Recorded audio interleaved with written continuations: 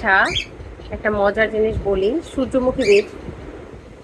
হুম, আচ্ছা, এখন এই সূর্যমুখী বীজটা মানুষও খেতে পারে। হুম হুম পাখি যেমন সূর্যমুখী বীজ খায়, তেমনি মানুষও খেতে পারে। কিন্তু মানুষের খাওয়ার সূর্যমুখী বীজ এবং পাখির খাওয়ার সূর্যমুখী বীজ এক নয়। পাখি যেটা খায় সেটা একটা অন্য জাতের, এবং মানুষ যেটা খায় সেটা আরেকটা জাতের। কিন্তু পাখি সবই খায়, কিন্তু পাখির জন্য একটু নিম্নমানের জাতগুলো ব্যবহার করা হয়। তো এটা হচ্ছে, এই যে আমি দেখাই, এটা হচ্ছে মানুষের খাওয়ার সূর্যমুখী বীজ। তো আমরা নিয়ম করে আমি এবং আমার পাখি দুজনে কিন্তু সূর্যমুখী বীজ খাই। এখন সূর্যমুখী বীজ কেন খাই? আমাদের সূর্যমুখী যেগুলো মানুষের খাওয়ার বীজ, সেগুলো কিন্তু এরকম ছোলা থাকে। এই যে দেখতে পাচ্ছেন, ছোলা থাকে। এগুলো হচ্ছে সূর্যমুখী বীজ আমরা খাই। আর পাখির যেগুলো সূর্যমুখী বীজ একটু দেখাই, এরকম দানা থাকে, সেগুলো হচ্ছে পাখির জন্য। হুম হুম হুম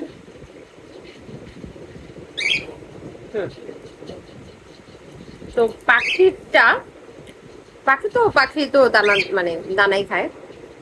কিন্তু মানুষ কেন সূর্যমুখী বীজ খায়? মানুষ যদি খায় তাতে প্রচুর পরিমাণে ভিটামিন ই থাকে, যেটা হচ্ছে শরীরের জন্য ভালো। এবং সূর্যমুখী বীজ যারা খায় তাদের হার্টের রোগ ভালো হয়, হৃদরোগের জন্য অনেক ভালো, বা হার্ট ভালো রাখতে অনেক সহযোগিতা করে। এবং সেই সাথে সাথে উচ্চ রক্তচাপ যাদের আছে তাদের জন্য খুবই ভালো, রোগ প্রতিরোধ ক্ষমতা বাড়ায়, আরো অনেক অনেক অনেক অনেক উপকার করে।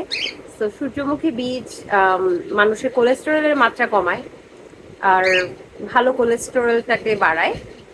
তো কিন্তু কিডনি এবং লিভার রোগীদের জন্য সূর্যমুখী বীজ খাওয়াতে একটু সতর্কতা অবলম্বন করতে হবে, কারণ কিছুটা নিষেধাজ্ঞা আছে। তাই ডাক্তারের সাথে কথা বলে তারপরে সূর্যমুখীর বীজ গ্রহণ করা উচিত।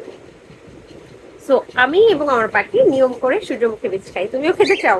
আচ্ছা নাও, এটা হচ্ছে মানুষেরটা, আর এটা হচ্ছে পাখিটা। হুম হুম হুম তোরা আমার মুখ থেকে খাই তো ছোটবেলা থেকে, অভ্যাস হয়ে গেছে। আর আমার এই চেহারা দেখে কেউ বললে না আমি অসুস্থ, মরে যাব। এটা হচ্ছে মেকআপ ছাড়া আমার চেহারা। इतना सुंदर मैं क्या करूं।